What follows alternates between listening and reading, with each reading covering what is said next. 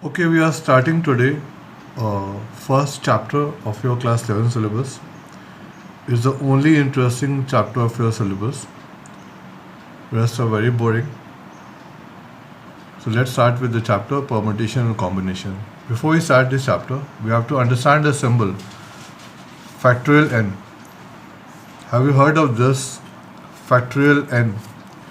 दो तरीका से लिख सकते हैं, ऐसे लिख सकते हैं या n के बाद फैक्टर ये सिंबल एक्सक्लेमेशन मार्क जैसा है और this is called factorial symbol factorial n.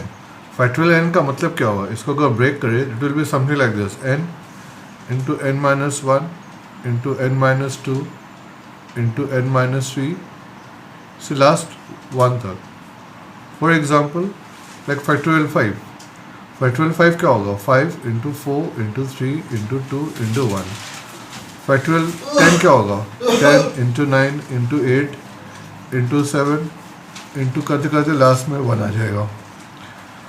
अच्छा, फैक्टोरियल 10 को देखो, जैसे हम लोगों ने लिखा 10 इंटू 9 इंटू 8 इंटू 7, उसके बाद क्या आ रहा है 6 into 5 into 4 into 3 into 2 into 1.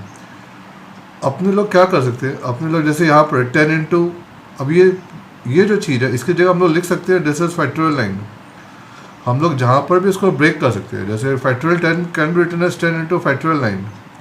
Okay, 10 के बाद ये पूरा फैक्टोरियल 9 ही है. I can also added as 10 into 9 into factorial 8, क्योंकि यहाँ के बाद पूरा फैक्टोरियल 8 का वैल्यू चल रहा है. ठीक है. Okay, look at one sums. Simplify करना, फैक्टोरियल 7 डिवाइड बाई फैक्टोरियल 5. ठीक है, तो ब्रेक करें. Factorial 7 can be written as 7 into 6 into 5 into 4 into 3. उसकी जगह हम लोग क्या करें, फैक्टोरियल 5 बिठा दे रहे हैं. नीचे में फैक्टोरियल 5 है, फैक्टोरियल 5 और factorial 5 cancel. Answer is 7 6 42. One similar example, जैसे अपने को सम्स दिया हुआ factorial n bye factorial n minus 2. इसको सिंप्लीफाई करना है, इसको सिंप्लीफाई करना है. ठीक है, एज यूजुअल ब्रेक करो, n into n minus one into n minus two and so on. अब यहाँ पर ये फैक्टोरियल साइन दे दो, नीचे में फैक्टोरियल n माइनस टू ही है, दोनों टर्म कैंसिल होगा, आंसर आ जाएगा n माइनस वन. थोड़ा सोचना, समझ में आ जाएगा. If you try to link up with the previous example जो हम लोग ने समझा था फैक्टोरियल 7 और फैक्टोरियल 5, उसी के जैसा है. Okay, now we are going into the depth of the chapter. But before you do that, अपने को एक चीज़ समझना पड़ेगा, that is called rule of counting. कोई फॉर्मूला नहीं है, कुछ नहीं है, बस कॉमन सेंस लगाना है और रूल ऑफ काउंटिंग लगाना है. रूल ऑफ काउंटिंग, ठीक है. जैसे लेट्स इमेजिन अपने पास दो स्टेशंस है, let's say Delhi and Jaipur. Okay, और इसके बीच में 5 बस सर्विसेज चलती है, different kind of bus services. You can take it as B1, B2, B3, B4, B5. अभी लॉकडाउन है, मालूम है, अपने लोग कहीं नहीं जा सकते, बट लेट से अपने लॉकडाउन का बात कर रहे हैं. अपने को दिल्ली टू जयपुर जाना है, अपने पास 5 टाइप के बस सर्विसेज है, B1, B2, B3, B4, B5. अपना क्वेश्चन क्या है, अपने को दिल्ली टू जयपुर जाना है और वापस भी आना है. इन how many ways can I do it. मतलब जैसे अपने B1 से गए, वो हो सकता है B2 से लौटे, अपने B3 से गए और B5 से लौटे. तो कितना तरीके से हम लोग जा सकते हैं, दैट्स आवर क्वेश्चन.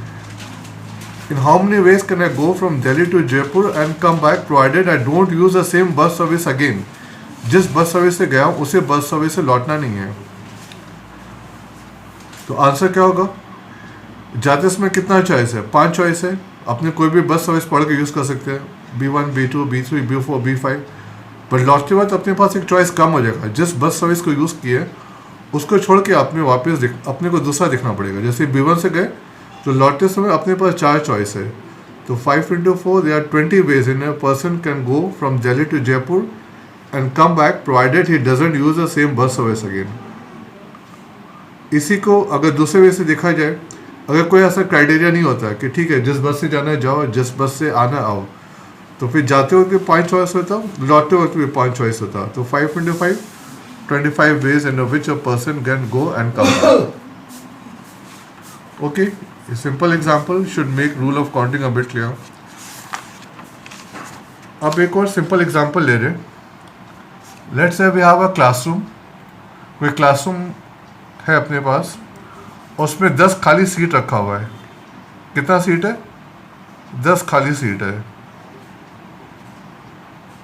कोई जैसे भी रख सकते हैं, हैपोथेटिकली जैसे भी 10 इमेजिन करो, क्लासरूम में 10 खाली सीट है और अपने पास 6 बच्चे हैं, 6 स्टूडेंट्स को बिठाना है। 6 बच्चों का नाम रख दो। मैं 6 बच्चों का नाम अल्फ़ाबेटिकली रख रहा हूँ, ABCDEF। ये अपने पास सीट्स है, ये क्लासरूम है और ये 6 बच्चे हैं। इनको मैं, now the question is in how many ways can I make this 6 students sit on these different chairs. कितने तरीके से मैं इन बच्चों को इस सब सीट्स पे बिठा सकता हूँ। जैसे A यहाँ बैठ गया, B यहाँ बैठ गया, C यहाँ बैठ गया, D इधर आ गया, E उधर आ गया, तो कितना अरेंजमेंट पॉसिबल है। Rule of counting will help us now. इसका आंसर क्या होगा? हम लोग एक एक करके बच्चे के बारे में सोचते हैं। Let make the first child sit. मैं पहले A को बुला रहा हूँ, A को बुला रहा हूँ। A के पास कितनी चॉइस है बैठने के लिए? 10 सीट का चॉइस है, तो A can sit in 10 ways. A किसी एक सीट को ब्लॉक करेगा।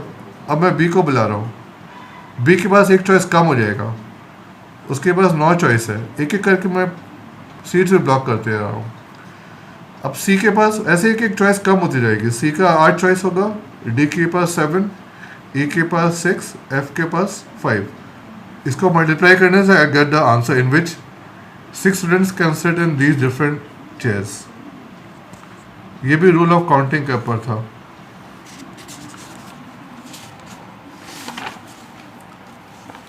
Look at a different example. Let's say अपने पास डेट्स दिया हुआ है, डिजिट्स दिया हुआ है 1 2 3 4 5। ये अपने को डिजिट्स दे दिया 1 2 3 4 5। इसी डेट से हेल्प लेके मेरे को 3 डिजिट नंबर बनाना है। I have to make lots of 3 digit numbers. With the help of these 5 digits, I have to make how many 3 digit numbers can be made from these different 5 digits. I am repeating the question. How many 3 digit numbers can be made from these 5 digits? Question समझ में आया? अब solution देखो। I have to make a 3 digit numbers. तो 3 digit numbers like 3 fill in the blanks. अपने को ये 3 fill in the blanks करना है। I have to take from these 5 numbers. तो ठीक है, पहला प्लेस भर रहे हैं। अच्छा, एक और चीज़ है, इसमें कोई नंबर रिपीट नहीं कर सकते हैं। We can not repeat a number. एक बार जो नंबर यूज़ कर लिया उसको वापस यूज़ नहीं करना है। ठीक है, पहला प्लेस भरने के लिए कितना चॉइस है? कोई भी एक नंबर ले सकते हैं, तो 5 चॉइस है। ठीक है, सोचो ये पहला प्लेस फिलअप हो गया, एक नंबर पे कैंसिल हो गया। सेकंड प्लेस के लिए अब एक चॉइस कम हो गया क्योंकि वापस वो नंबर रिपीट नहीं कर सकते हैं। अब 4 चॉइस होगा। फिर थर्ड प्लेस के लिए 3 चॉइस होगा। तो 5 × 4 20, 20 × 3 60 नंबर्स कैन बी मेड। तो 60 नंबर्स कैसा होगा? जैसे एग्जाम्पल दे रहे हैं, जैसे 123, 321, 452 एंड सो ऑन। तो ऐसा हम लोग 60 नंबर बना सकते हैं if I don't repeat a digit. और अगर रिपीट कर सकते हैं तो रिपीटेशन अलाउड अगर होगा तो कितना 3 डिजिट नंबर्स बन जाएगा। तो पहला प्लेस के लिए 5 चॉइस, दूसरा प्लेस के लिए 5 चॉइस, तीसरा प्लेस के लिए 5 choice. 5 × 5 25, × 5 125। 125 numbers can be made out of it. Clear? Okay, one last example इसी डेट्स के ऊपर रख रहे हैं। सोचो एक डेट 0 अगर होता तो होकर क्या होता? 0 1 2 3 4। अपने को वही 3 डिजिट नंबर बनाना है। क्या बनाना है? 3 डिजिट नंबर, बट उसमें से एक नंबर 0 है। It's again like 3 fill in the blanks. अपने को बनाना है 3 digit numbers. How many 3 digit numbers can be made out of it?